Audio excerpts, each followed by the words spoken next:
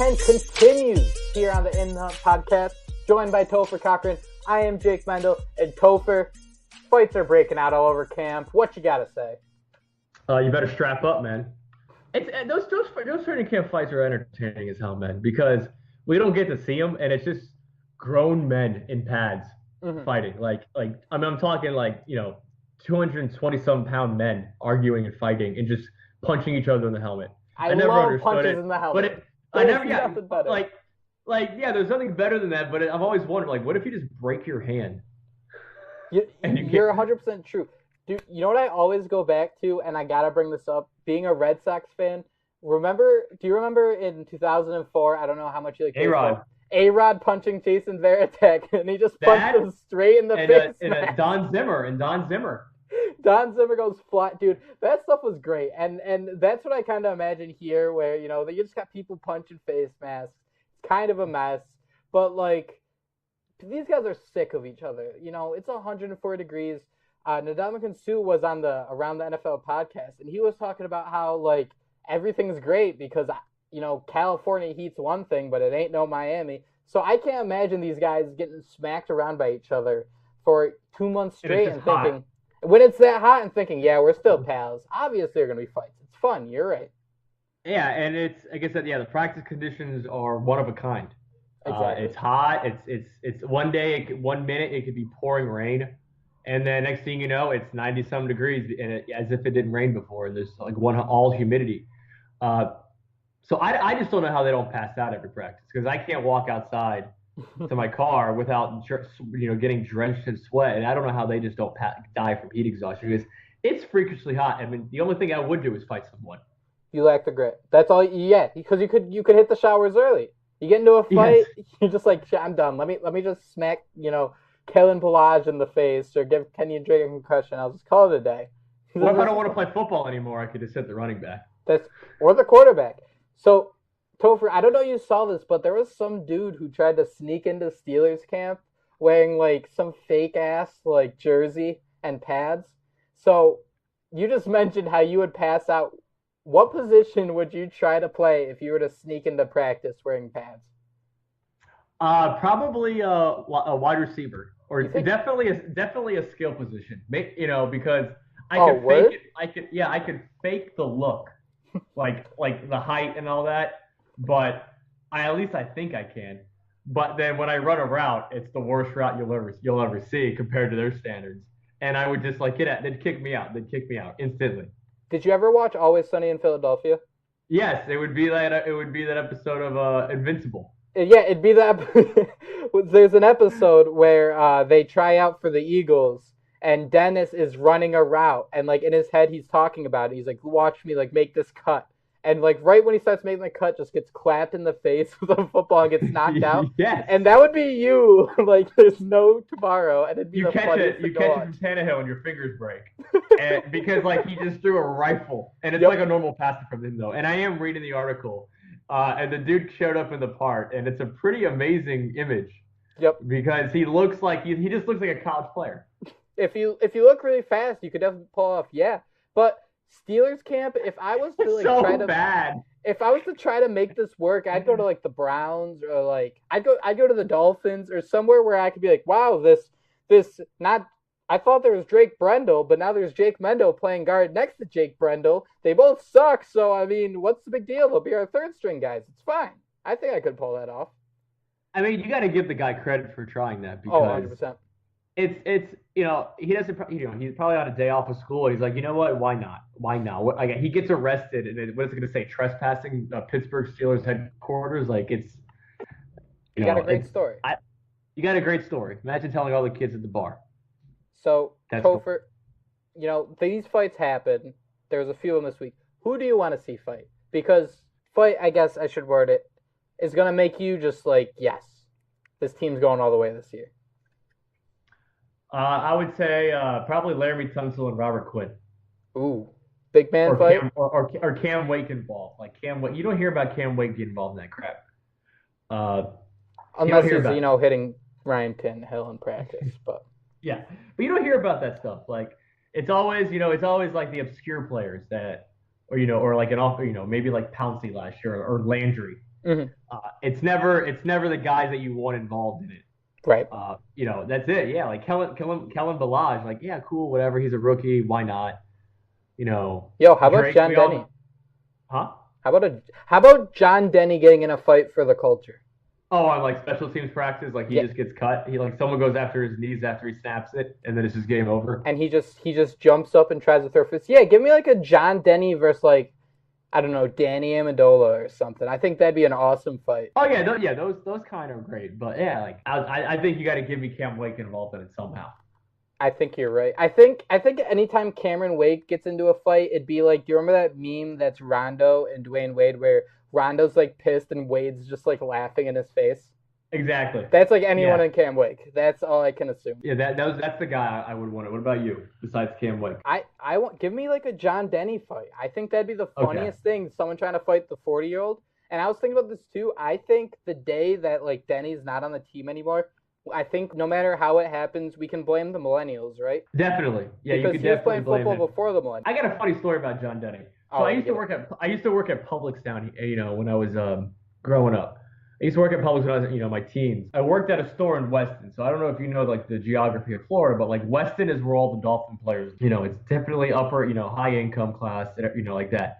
And I was working there, and I was bagging this Dolphin player's groceries, and I had no idea who it was. He was just some dude that was massive, like 6'5", like always came in with his dad. Uh, and I was like, who is this guy? I thought I was a good Dolphin fan where I knew these players, and I looked it up, and it was John Denny.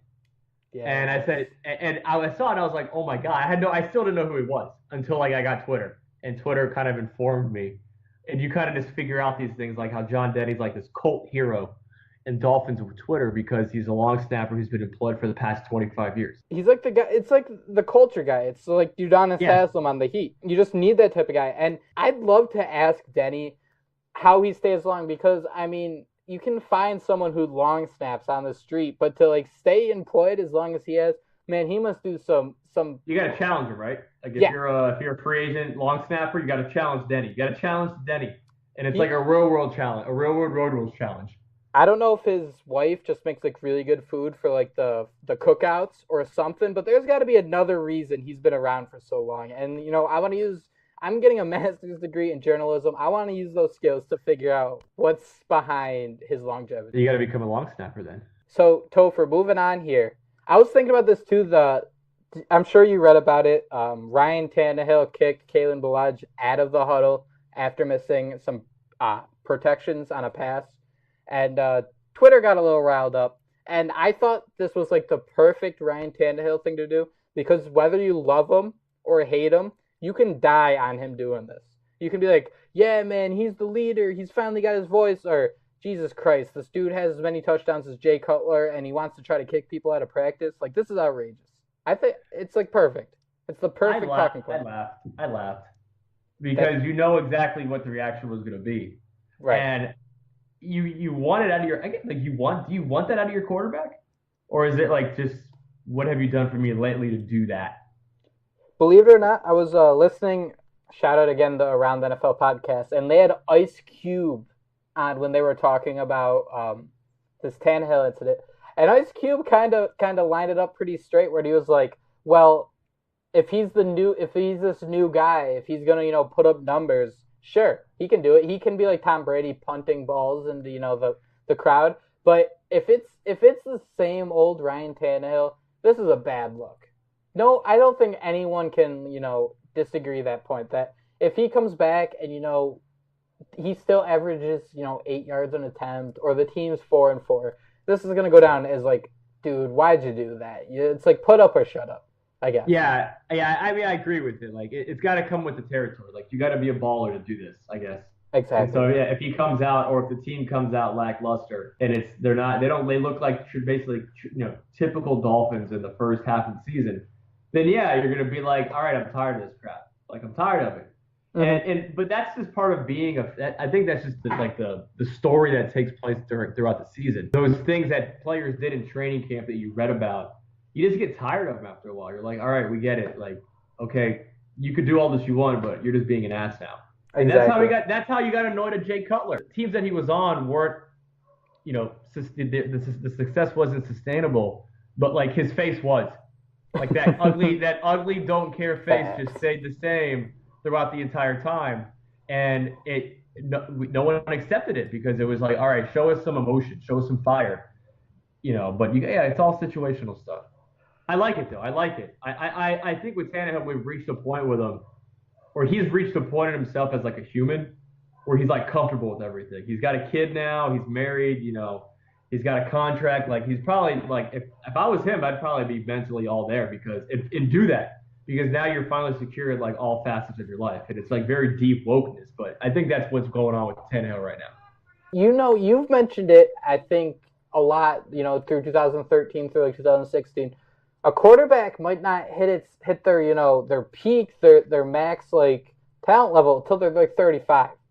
So like I guess to see Tannehill do like the every, aspect from the Instagram like we mentioned before to the kids, he has a tattoo. I don't know how this plays, but you're right. He seems like he's just so much more ready to be centered the leader. Is the term, right? Like centered in his life. Yep. That's what I think it is. I just think that he's finally got everything he wants in his life now. And who won? Like, you live in South Florida, your wife's beautiful, and now you have a kid, and you just go out and play football. So he's probably just lacked confidence in his life before. I don't know. It's definitely possible, and I just hope, because it really bothered me, and I'm kind of reaching the point with you where you love the team, but there are just some times where people say shit, and you're just like, Jesus Christ, like stop sugarcoating everything. Like, okay, Ryan Tannehill played awesome, but everyone's like, wow, he should stand, get a round of applause. The dude couldn't lead the team to a touchdown, yet Ryan Fitzpatrick was walking all over the Dolphins. Like, come on. When are we going to stop, like, just living off this hope? Give me some touchdowns. Give me some good games. I think it's this year. I really do. I think this is the year. They roped you in. We're like, it's make or break with Tannehill. It's 100%. I think so. Like, you got to at least get 30 touchdowns this year. Anything less than that, man, it's not worth it. Yeah. Get rid of him. It's tough, especially since they extended his contract, which makes it, a lot harder, a lot of more guaranteed money than before. But I think you're right where it gets so rough, and I'm rooting for him. I'd love Tannehill to be the guy. One of my favorite images, and I think NFL made it like their bio or banner for a while on Twitter, was, do you remember 2012? I think it was against the Patriots in New England. Tannehill like dove over like 10 people for like a touchdown and then like spiked it, and we thought, yep, we have arrived. Yeah, I remember that. And then, they just act like Dolphins after that. Literal Dolphins. But yeah, that's it. I just want him to be aggressive, like he is off the field. I'm sick of the 3 and outs. Give me some results. I want to be a results player. Speaking of results, is DVDone? Jesus Christ, Jake. Yeah, that's. I'm waiting for the New York Post to give me a call. Yeah, that's actually. What are you like? What are you about, Michael Wilbon? Is this around the horn or part of the interruption? Let me do it. But I don't think so. I think this is. This is the make or break here. So like, this is just making his life more difficult because, you can't be a first round pick and just continuously get hurt. Right. And it's one thing when you blow your knee out and you miss time and you got to like rehab and all that. This dude just keeps getting nicked up, whether it's an ankle, a hamstring. Like his first year was his foot. I think it was his foot. Second year was like the hamstring. Last year was the ankle. And it's so much stuff that just keeps happening. And it's like, and now it's like a broken finger. Mm-hmm. And it's just might not be ready for week 1. And I'm sure he's tired of it too. Like I'm sure he's aggravated. Right. He's just, you would think he's aggravated with it. So, but yeah, I think this is the year no matter what, where you're going to find out. And me, I'd rather have him play bad so I know he's not good and you can move on from him than he have a really good year this year and that was just his peak. Because that's what I think what would happen. And the Dolphins would do something like that. The one guy you want them to sign, you don't want, you'd be okay letting go. They actually sign. Right. So let me ask you this. I've heard, like, it's his middle finger. What happened to, like, taping that up? Do you think this is potentially just, they're trying to keep him safe? Like, all right, we know what you can do. Take the rest of it, rest up, and get healthy. Or we're just at the point where maybe just a broken finger, he can't fight through it. I just want to know, like, if you have a broken finger, it might be hard to catch it. Right. But yeah, like why, you're obviously it's going to get taped up, My fear is it just turns into like ligament damage, Right. and That's fair he's too. got to get surgery, and he's out till like week 6. Right. And now it's just still part of the Devontae Parker roller coaster of just injuries. And then after that, yeah, you can feel confident that yeah, he is done because right. it's aggravating right now, man. It's Absolutely. so much So let me ask you this: would you rather have Would you have rather signed Ted Ginn to a 5-year deal and dealt with him for the last 5 years, or drafted Devontae Parker? I'd still draft Devontae Parker. Really? Yeah, because he showed it in college where like he could do so many different things. Do you know Ted Ginn played in the Super Bowl? Yes, I did. He also returned a kickoff. No, that was actually in his national championship game. He returned a kickoff on the first play. Exactly. I mean, I don't know. I just feel like that because that's the comparison we have. The last two. This hurts me to say, but the last two wide receivers drafted in the first round by the Dolphins were Ted Ginn Jr. and Devontae Parker.